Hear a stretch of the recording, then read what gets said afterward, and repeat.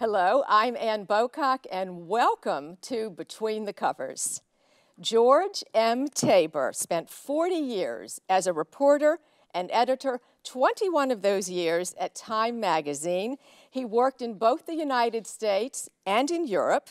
He also, after that, started his own weekly business newspaper.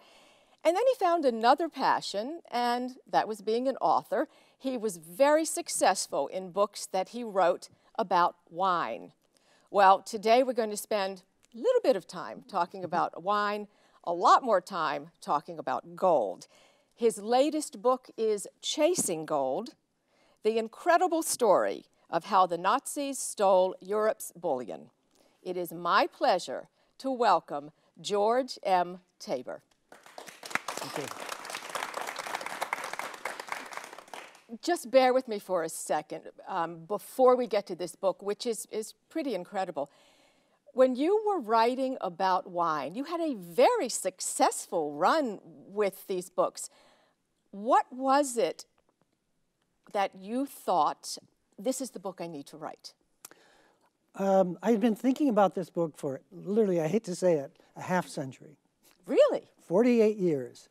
48 years ago, I was a young Time magazine reporter in Brussels, Belgium, and I got a call from my boss in Paris one day, and he said, you know, I picked up this story in Paris that during World War II, the Belgians turned their gold over to the French, and then the French turned it over to the Nazis. He said, that'd be a great story. It'd make the French look really bad. And he said, check it out. I checked it out, and the story was true. That is exactly what happened. And that started my interest in this topic, and I've been reading about it and studying it for long. I mean, I worked hard. I really concentrated on it for about 5 years. But during that whole period, it was always in the back of my mind that this was the real book I wanted to write, because this was the one that has obsessed me. I'm going to take a step back for a minute. You said making the French look really bad. Well, when you wrote your book, Judgment at Paris, which was about French wine and American wine. Actually, give me a little history on that, because the French didn't turn out too well in that either. That's true now that I think of it. I guess all my books are anti-French, you could say. No, there was a wine tasting in Paris in 1976, part of the bicentennial. And there was an Englishman who had a wine shop in Paris, and he thought, gee, it'd be interesting to have a tasting of the very best French wines against these totally unknown California wines that they were starting to hear about. So he got together the very best French judges, he got the very best French wines, and it was a blind tasting. And in the strangest of all things about the story, there was only one journalist who showed up that day, because all the other journalists, besides me, knew that obviously the French were going to win, so nobody's going to write a story, publish a story about a wine tasting in which the French wines beat California wines. But what happened was that in both the white category and the red category, the California wines won. It got into Time magazine, and it really was, it transformed not just California wines, it put them on the map, but really changed the whole world of wine, because before that, the attitude was only in France could you make great wines. That day, it was shown that you could make great wines elsewhere. You were with Time magazine at that time. You were stationed. At that point, I was in Paris. You were in Paris. What made you decide to even cover this story? I knew the owner. I turned down the invitation the first time. You did? Yes. And then he called me about a week before, and he said, basically, nobody's coming. No press is coming. This is supposed to be a press event. Nobody's coming. He said, couldn't you please come? And then I said, well, if I don't have anything more important to do, I'll see if I could get there. And I grew up in Southern California, Riverside, California, just outside Los Angeles. And I think I've thought a lot about that question that you just asked of why was I there. I think there was a little bit of pride of California. I knew the California wines are going to be there, and so I thought, well, and it was it was a slow day, not a cold day. It was a slow day at the paper, and so I decided to go down, and then I watched it, and it was very interesting. I mean, the French judges got totally confused. They couldn't tell which was a French wine, which was a California wine. There's one dramatic moment where a guy holds up a wine and he says, back to France, and he tastes it. I looked down. I was the only one in the room who had a scorecard. They didn't have a scorecard. I looked at my scorecard, and he just tasted a California wine. How fortuitous that you went. It turned into a best-selling book. That was sold very well, and it's been made into one movie, and actually a second movie is going to be made about it. And now you feel that you are you a connoisseur of wine now? Let's say I drink a lot. Okay. On to other questions about this book. The subtitle is The Incredible Story of How the Nazis Stole Europe's Bullion. Incredible is not the wrong word, let's put it that way. This is an incredible story. Well, this was the world's biggest robbery. The Nazis stole 600 tons of gold from Europe's central banks. At that point, that gold was worth $600 million. Today, that gold would be worth $22 billion. So this was a big thing, but it was very important for the Nazis to have an independent source of gold, to get the gold, so that they could buy some very crucial war weapons that they had to pay for in gold. I'm full disclosure here, I was not versed in the economic history of World War II, pre-World War II. So when I read this for the first time, so much of it really shocked me. And what I liked about it is it's not anywhere like a textbook for anyone who has not read it. There are heroes, there are villains, got some very shady characters in here. It's more like a thrill ride. I found it an exciting story. I mean, as I got into it more and more, the characters were fascinating. I mean, the leading German character, I mean, Hitler is obviously a leading character in it, but his finance minister and also head of the central bank was a strange guy but who had the name Hjalmar Horace Greeley Schacht. So why in the hell is the president of the bank of the Reichsbank, why is he called Horace Greeley? Well, it happens that his father had been an immigrant to the United States, turned out to be a failed immigrant, and he admired and loved Horace Greeley. You go west, young man, and so he decided to name his son Horace Greeley. Well, and the son, actually, the guy who was the mastermind behind all this, was conceived in the United States. He was born in Germany, but he was conceived in the United States at 2 months after they got back there. And he was the one who came up with a plan that they wanted Germany to be totally independent so they wouldn't have to buy goods any place in the world. But there were a few military products like petroleum and stainless steel, and they had to get their high grades. Germany had lots of low-grade iron ore, but low-grade iron ore is not good enough for tanks and bomber airplanes. They had to have high-grade steel, but they needed to get a mineral that came out of Spain and Portugal, and for all of those kind of products, they had to pay in gold, because those countries wouldn't accept the Reichsmark in payment. They didn't have enough US dollars and they had British pounds, so gold is the product that anybody will always accept in payment. And so that's what they did, which was to go out and rob the central banks. And they also got a lot of individual gold especially from Jewish people. It was an obsession. Getting their hands on the gold was an obsession. There was a word in the book that you use, I think it's a German word, is it autarky? That means self-sufficiency. Which explained a lot of it to me. After World War I, they found themselves in this predicament and they were not going to let that happen again. Exactly. Because it really was the British blockade in World War I that really defeated the Germans. I mean, the Americans like to think it was the Yanks are coming and that's why the British won World War I, but it really was that blockade that starved the Germans. And the Germans said, never again. We've got to be self-sufficient. We have to have autarky. And that's why they had that policy. But they couldn't get those few very rare products. Those they had to pay for with gold. You have a quote in the beginning of the book that I think you attributed to Gerald Loeb, who was the founding partner of E.F. Hutton, the brokerage firm.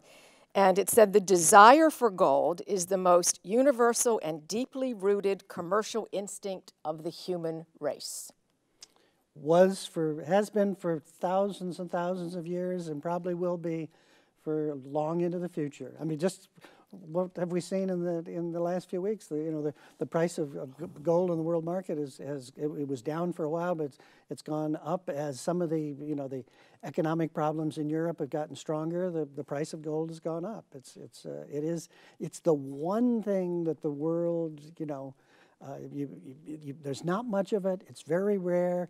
People have used it for centuries, for jewelry, but also as a safe haven. Again, paper money isn't always the safest thing there. Gold you can always save. So especially in wartime, people are trying to escape from a country. What do they take? They take diamonds and gold because both of them have high values, and also they can be carried if you have to leave in the middle of the night.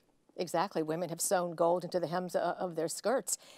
What was interesting is that when you read the book, you're taken back to another time, because, for instance, today you want to pay for something, it's a credit card, it's on your phone, it is so far from the realm of actual currency, right. Actual gold money. They had to physically move this heavy gold from one country, out of that country, to where they thought were safer places. And they did that a lot of times by ship. A lot of it went by ship. Once it became known that the Germans were trying to steal all this gold, the countries, the central banks in particular, they wanted to get it out of Europe. First, they shipped it to Britain. This is when they thought Britain was safe. Then, after the attacks on Britain, it was clear that Britain was not safe. So they wanted to get it across the ocean. They wanted to have an ocean between the Germans and where the gold was. And so the gold was shipped to the United States. First it landed in New York, and a lot was shipped to Canada. Who sent gold here? All the major countries. I mean, the British sent a lot, the French sent a lot, the Belgians sent, everybody that had gold. Because Fort Knox, well, it first went to the Federal Reserve, which is in lower Manhattan. They have a very, very strong protection area there under the main building of the Federal Reserve. But after a while, there was so much there. In fact, one of the dramatic moments of the book, for me at least, was on the 5th of May, 1940. Europe is really, it was the 10th of May was when the Germans invaded the Low Countries, Spain, France, Holland, and Belgium. So this was just before that. And the Secretary of the Treasury, Henry Morgenthau, happened to be in Chicago. And at 3 o'clock in the morning, he woke up and he scribbled himself a note. And I found a copy of that actually at the Roosevelt Library in Heights Park, New York. And on the note, he said, tomorrow morning, call his secretary and tell them to ship all the gold to Kentucky. He didn't say Fort Knox because Kentucky had been open there before, but they thought of Kentucky, not Fort Knox. And he woke up the next morning, his son had been with him in the room, and his son said to him, Dad, what was that note you wrote in the middle of the night? And he said, I don't know, what did I write down? He had forgotten that he'd written it. But the message had gotten through. Then they sent all the gold down to Fort Knox. Henry Morgenthau, that you just mentioned, was also interesting in this book. Yes, I knew of him, but I didn't know how integral a part he played. Well, he and Roosevelt were very They were very childhood close. friends, weren't they? They were childhood friends. They both had homes up in the Finger Lakes, not the Finger Lakes, upstate New York on the Hudson, and they were just very close. They were brothers. I say in the book that Henry Morgenthau was the brother that Franklin Roosevelt never had. Also the Jewish brother. Exactly. Okay. Now, we talked about the gold being moved by ships, also by rail. There was one in the book that was very interesting where the ship was actually sunk on purpose. I believe it was a British ship. They had been under attack, and I believe the commander at that time said, we can't let the Germans get the gold, so they let the ship sink. Yeah, but I mean, there were some cases like that, but that really was a unique case. I mean, for the most part, and what is really shocking was how much gold got through to get to the United States. I mean, the British sent 200 tons of gold, and at that point, it was, this was the worst time of the U-boat attacks in the North Atlantic. I mean, ships were going down day after day, and it was impossible I mean, it seemingly was impossible. But they lost very, very few ships. And I'm sure that the crews knew what was on board. Yeah, yeah. How did you put this book together? Because there is, when you read it, it is done country by country in a very concise, easy to understand way. But most of the information that you looked at certainly wasn't written in English. No, it was a it was a linguistic nightmare to bet do it the was. book. I mean, I can speak and read French and German, a little bit of English too, but That helps. but all of these other languages. Sometimes I would get a document. For example, the guy who conducted the Norwegian rescue operation, which was very complex. And first, the Norwegians, they went all the way up if you look at a map, how long Norway is, they took it all the way up. Then they took it to Britain, and then they were worried about losing it in Britain, so they took it across the Atlantic. When he had finally finished his trip, he sat down and wrote a 70-page report for the central bank. And I was in the research, I was talking with somebody at the bank of the National Bank of Norway, and he told me, he said, well, we've got the 70-page report, but it's in Norwegian. Okay, I found somebody, thanks to the internet, I found somebody who translated the 70-page report for me. And it was a wonderful document to have the guy who ran the whole program sitting there, immediately after it's over, going through step by step what he did and what they did. I can only imagine what your desk looked like with papers piled up to the ceiling, because it was so much information. My wife was ready to throw me out. I'm sure. I'm hoping your next book, she's hoping your next book doesn't have all these maps and documents in it. But how long did it take, honestly, to put it together? Well, between writing and researching, it was about 5 years. It's a long time. Yeah, it was a good 3 years of writing. I mean, a lot of times, you're writing, sometimes you're writing and researching at the same time. And I told the stories the way I did. I told them chronologically because that's the way it happened, So we start with the Austrian story, because Austria was the first country that the Nazis invaded, and they got 90 tons of gold there, plus 14 tons from the Jewish community in Vienna. And so that was really important. Then we went on to Czechoslovakia, Poland, Norway, all of the very country by country, just as they were being invaded. And each country had a different story. I mean, the Norwegian story is different from the Polish story. And you had ships traveling to Africa. Oh, yeah. I mean, in some ways, the wildest story in the whole book is what happened to the Belgian gold. The Belgian gold was first sent to France. Then it was sent down to Casablanca. Don't want to make this into a geographic test, geology or geographic test. But then it went down to Dakar, which is, sticks out into the hump of Africa. Then the French were so worried that if the Germans were still going to get it, they took it inland. And then the French, this is where the French gave the Belgian gold to the Nazis. The French gave this Belgian gold. They're taken all the way to the middle of the Sahara. They took it across the desert to Algiers, and it was taken by plane to Marseille, and then from Marseille was taken by train to Berlin. That was the most gold that the Nazis got, was that Belgian gold. That is incredible, yeah. as the subtitle says, incredible. How much is missing? A lot was missing. A lot fell into other people's hands. Several hundred tons were never found. We probably don't have time to get into the whole story, but there's an interesting part about the Vatican as well, which I have heard, and I think maybe we've heard parts of this before. Secrecy, gold, the Vatican. Well, yeah. It was in June of late June of 1940. The Nazis by that time had pretty well run over France. They had certainly run over Holland and Belgium. And the United States at that point did not have an ambassador. It was considered church and state. It was a little too cozy, but Roosevelt had sent somebody to be at the Vatican that he was called the special representative of the president. And one day they got a call from a cardinal, and they said, "Want to tell you, we've got in effect, 7 tons of gold here that we would like to ship to the United States. We want to get it out of Europe. And so the representative of Roosevelt sent it back to the Federal Reserve and also the Treasury Department, and the poor Americans, they were just flummoxed because they had never dealt with a religious order like that. They're used to dealing with central banks, and they didn't know if they had the power or the right to deal with a central bank. So they had this run around for a long time trying to figure out if it's going to. So then finally they were having secret talks and say none of this should be put into writing. I found one document that said none of this should be in writing.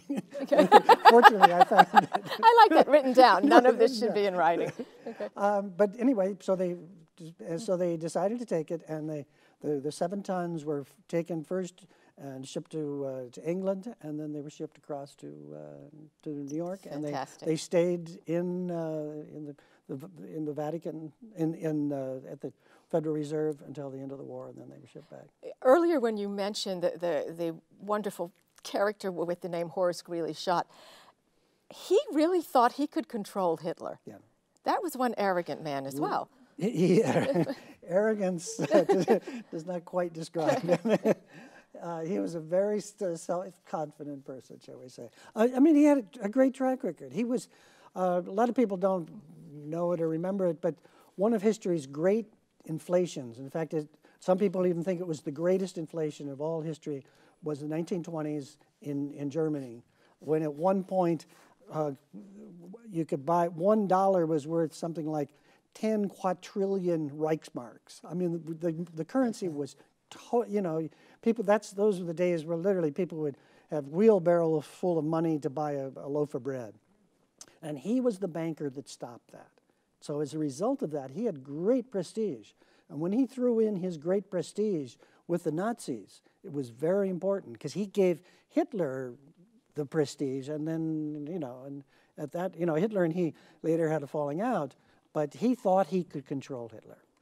Terrible mistake. As far as gold and as a commodity on a monetary basis, you would now be my go-to person. I think you probably know more about gold than anyone else. Do you think anything could ever take the place of gold? Not really, because of the nature of what gold is. I mean, gold is rare and in great demand. All the gold in the world could fill up 3 Olympic-sized swimming pools. All the gold ever discovered in history, 3 swimming pools. So it's a rare commodity. But at the same time, for all the reasons I mentioned earlier, people have desired it. They love to have, for whatever reason, for jewelry, and it's throughout history. I mean, as far as and as old as there is history, gold always had a value.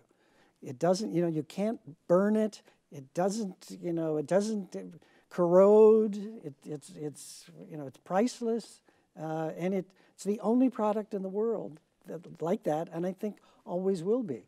And now it's not used for international currency transactions like it used to be, but the gold price is way up there. I mean, gold during the period of the whole period of the book was at $35 an ounce. And for all the gold bugs out there, I'm sure you know that current price for gold is between $1,200 and $1,300 an ounce. So, I mean, it's still very, very valuable. Well, we've covered... And I think always will be. We've covered wine. We've covered gold. What's next? I know you're working on something. Well, I'm kicking around several ideas. And I'm not trying to dodge, but I haven't really decided on which one to talk about. The one topic that we didn't get into, and if you wouldn't mind, let me talking about this a little bit, because in a lot of ways it wasn't a huge amount of gold, but it was in a lot of ways the most disgusting part of the book for me to write, and that was the book. The chapter is called Melmer Gold. In 1942, Himmler went to the head of the Reichsbank and said, we're getting a lot of gold out of the concentration camps. People are taking gold into the concentration camps because they didn't know they were going to be killed in the concentration camp. They were told they were just going to be moved. And some people, and a lot of people had jewelry, and so they were they were getting the gold and they didn't know what to do with it. And they said, basically, we don't have the facilities at the SS. Can you handle the gold? So the guy that the colonel that was given the order to bring that gold in was named Melmor, and at the Reichsbank they used to call it Melmor Gold. And for the next 2.5 years, up to February of 1945, gold would be taken from the concentration camps and taken. And you will read that. That needs to be read, that chapter. George M. Tabor, thank you so much for joining me today. The book, Chasing Gold. What a pleasure to have you. Thanks very much. It's been a lot of fun. Thank you. I'm Ann Bocock. You have been watching Between the Covers. Until next time, thank you.